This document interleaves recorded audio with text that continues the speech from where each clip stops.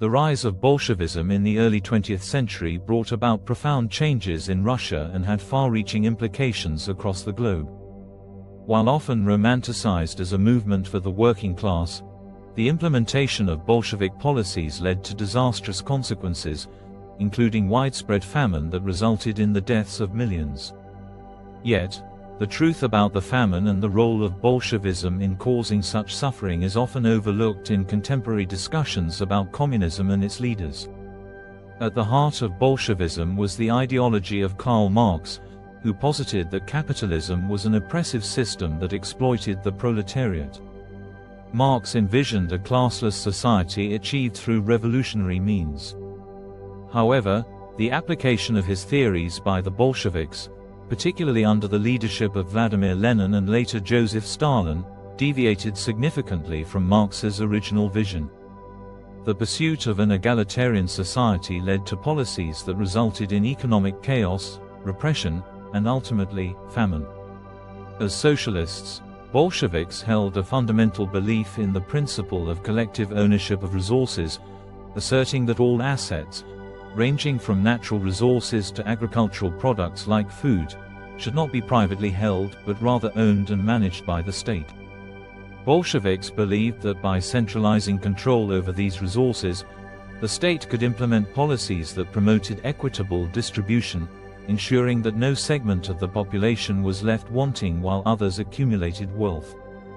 Following the October Revolution in 1917, the Bolsheviks sought to consolidate state power and implement their vision of socialism. One of the first measures taken was the nationalization of land and the redistribution of agricultural resources. While the intent was to empower the peasantry, the forced requisitioning of grain and food from farmers led to a catastrophic breakdown of the agricultural system. The policies of war communism during the Russian Civil War exacerbated the situation. The Bolsheviks mandated that all agricultural surplus be handed over to the state to feed the urban population and support the Red Army. This ruthless seizure of grain created a climate of fear and resentment among the peasantry, who were left with little to sustain their families. In the year 1921, a catastrophic humanitarian crisis unfolded in communist Russia, affecting approximately 30 million individuals who found themselves on the brink of starvation. The aftermath of World War I, coupled with the Russian Civil War, had plunged the nation into economic turmoil, leading to widespread famine that devastated countless communities. During this harrowing period, many people suffered immensely, enduring extreme cold that left them exposed to the elements without adequate shelter. The relentless winter temperatures contributed to an atmosphere of despair and hopelessness. As food supplies dwindled and resources became scarce, the harsh realities of hunger and malnutrition took hold, rendering entire populations vulnerable. In addition to the agonizing hunger, those affected by the famine battled against unsanitary conditions that allowed diseases to spread like wildfire. With limited access to clean water and proper medical care, many fell ill from ailments that could have otherwise been prevented. The situation was exacerbated by rampant infestations of lice and other parasites, which thrived in the crowded and unsanitary living conditions. These pests further weakened the population, contributing to the suffering of countless individuals. The consequences of the famine were devastating and far-reaching, leading to the tragic disappearance of whole villages. Families were torn apart, communities disintegrated, and the social fabric of the region was irrevocably altered. The specter of death loomed large, as the combination of starvation, disease, and neglect claimed the lives of many, leaving behind a haunting legacy of loss and despair. The response to the ensuing crises was marked by repression. The Soviet regime employed propaganda to shape public perception and suppress dissent. While the Bolsheviks portrayed themselves as champions of the working class, they often resorted to brutal measures to maintain control and quash any opposition. Independent farmers were labeled as kuliks and subjected to persecution, violence, and deportation. This narrative served a dual purpose, justifying the regime's actions while also deflecting blame for the famine. Historians have noted that the scale of starvation during the Bolshevik era was not merely a consequence of poor planning or natural disaster, it was an integral part of the regime's strategy to solidify power. By controlling food supplies, the Bolsheviks wielded significant leverage over the population, effectively using starvation as a means of social control. Marxists argue that the existence of the state, although often seen as a tool of oppression, is temporarily necessary in order to address significant social injustices and economic inequalities that persist in society. They believe that the state can play a crucial role in implementing reforms and enacting policies that help to alleviate the suffering of marginalized and disadvantaged groups.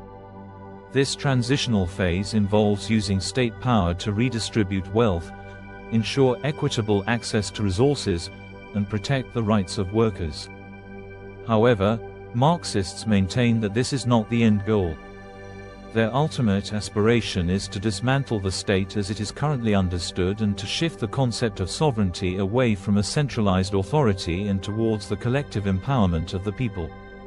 They envision a society in which governance is directly exercised by the community, fostering true democracy and promoting a system in which resources and decision-making processes are shared equitably among all individuals. In this envisioned future, the need for statism would diminish as social harmony and equality take precedence, ultimately leading to a classless society where all members can thrive without oppression or exploitation. The historical example of the Bolshevik Revolution in 1917 presents a complex and somewhat contradictory narrative to the socialist ideal. Although the Bolsheviks, under the leadership of figures such as Vladimir Lenin, initially rose to power with promises of peace, land, and bread, and the empowerment of the working class, the reality of their governance diverged sharply from these ideals.